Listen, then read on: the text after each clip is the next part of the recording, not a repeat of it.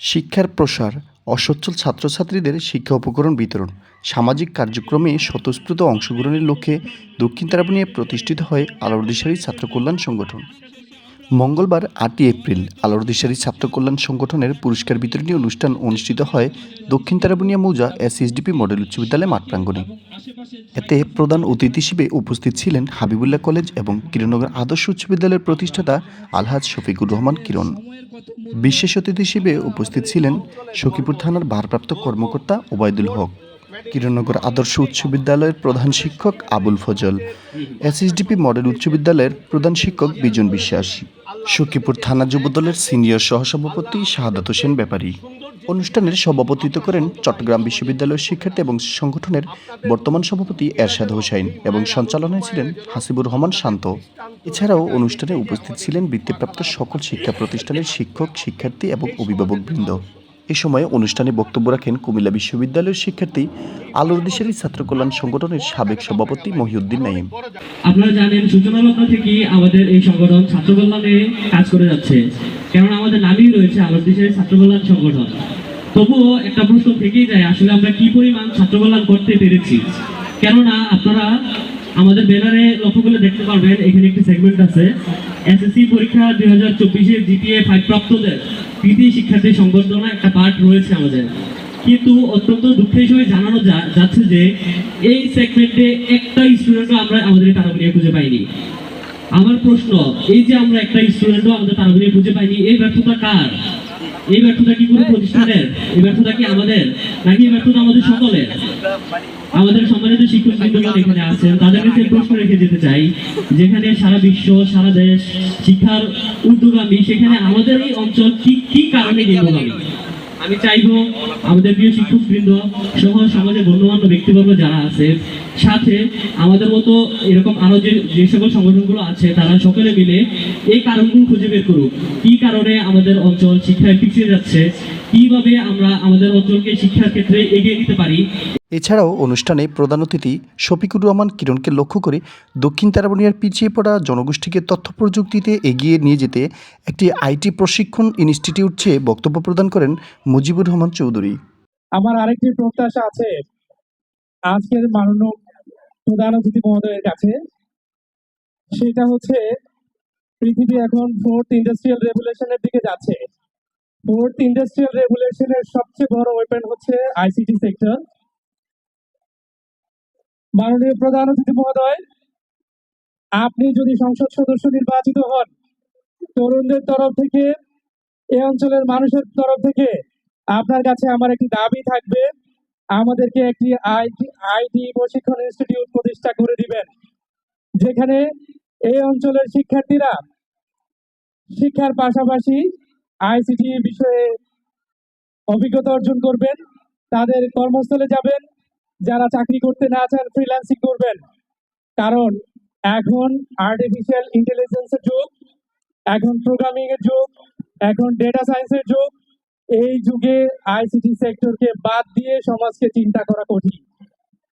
আমার বিশ্বাস আপনি সংসদ সদস্য নির্বাচিত হলে আমাদের এই দাবিটি নিয়ে আপনি কাজ করবেন। তারপর 2018 সালে আলোর দিশারি আরো কয়েকটা ছাত্র। দিন শেষে সবার উদ্দেশ্য কি আমরা এখনো মানুষের দ্বার প্রান্তে বুঝাতে পারিনি। ইনশাল্লাহ অদূর ভবিষ্যতে ডানে বামে সামনে পিছনে তাকালে শুধু এই যে আলোর দিশারি ছাত্র কল্যাণ সংগঠন, আমি খুঁজে খুঁজে দেখছিলাম আলোর দিশারি, আলোর দুইটা রূপ আছে। আপনি আমি জানেন কিনা, আমিও একটা আলো, আপনি একটা আলো। কিভাবে বুঝবো?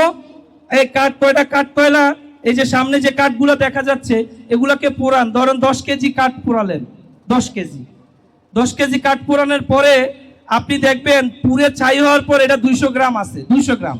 তাহলে বাকি কই গেল? বাকি এরা আলো হয়ে উড়ে গেছে, আলো হয়ে। স্কয়ারকে সংক্ষেপে প্রমাণ করার উপায় হচ্ছে এই কাঠগুলো পুরাইলে গেলটা কোথায়? ওই যে বলছি দৃশ্যমান আর অদৃশ্যমানের গল্প। এই স্টেজটা দেখতে ছোট মনে হচ্ছে, মাঠটার তুলনায় খুবই ছোট, কিন্তু মানুষগুলো এখানে ছোট নয়।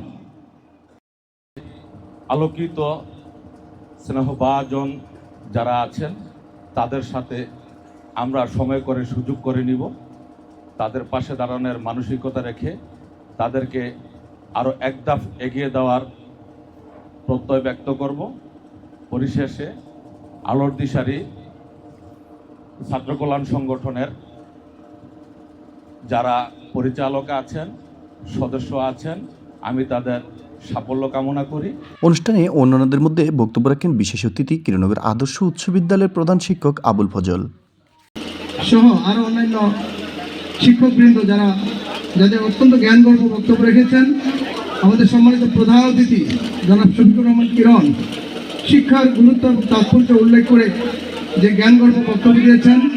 সখীপুর থানার সম্মানিত ওসি স্যার অত্যন্ত মূল্যবান বক্তব্য রেখেছেন।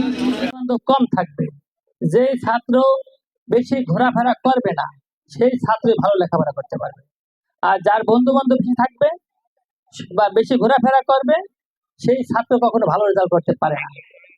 এখন বেশিরভাগ দেখবেন, লক্ষ্য করবেন যে যাদের রেজাল্ট খারাপ হয় তারা কিন্তু ভালো লেখাপড়া করে না, তাদের বন্ধু বান্ধব বেশি, তারা আড্ডা দেয় বেশি, সময় নষ্ট করে বিভিন্ন জায়গায়। আমাদের অনেক বাপ মা হয়তো লেখাপড়া জানে না, বুঝে না, মনে করে যে ছেলে লেখাপড়া করতেছে সেই ভালো বোঝে, কিন্তু বাপ মার উপর নির্ভর করে থাকলে হবে না। নিজের যোগ্যতা, নিজের কেরিয়ার, নিজের লেখাপড়ার রেজাল্ট নিজেরই তৈরি করতে হবে। এই জন্য বেশি ঘোরাফেরা করা যাবে না। আর আজকে আমাদের ছেলে মেয়েদের যদি আমরা সময় উপযোগী সন্তান গড়ে না তুলি, তাহলে আমরা চতুর্থ শ্রেণী আমরা, কারণ দেখবেন আপনার সন্তান চৌথ আসমানে উঠছে আর আপনি এই বালুচরের হামাগুড়ি দিচ্ছেন। আপনার সময় উপযোগী দৌড়িয়ে আগাইতে হবে। আপনি সারা বিশ্বের সাথে না পারেন, এশিয়ার মধ্যে আপনাকে সময়ের তালে আগিয়ে যেতে হবে, তাইলে রাষ্ট্রের কোথাও গিয়ে দাঁড়িয়ে কথা বলতে পারবে। নতুবা আমরা পিছানো মানে দেশ পিছানো, তাহলে আমরা অনেক দূর পিছিয়ে যাব। আমাদের যেমন আছে একটা কথা যে তলাবিহীন জুড়ি, আমরা আরেকটা পুরস্কার পাবো এই ব্যাক ডেটে, আরেকটা পাবো মূর্খ, জানে না, এখনো সময় উপযোগী সন্তান তৈরি হতে পারে নাই বাংলাদেশের মানুষ। সেই কারণে সন্তানদেরকে আমরা সরাসরি আদর্শ লিপি পড়ে এখানে আসছি। আমরা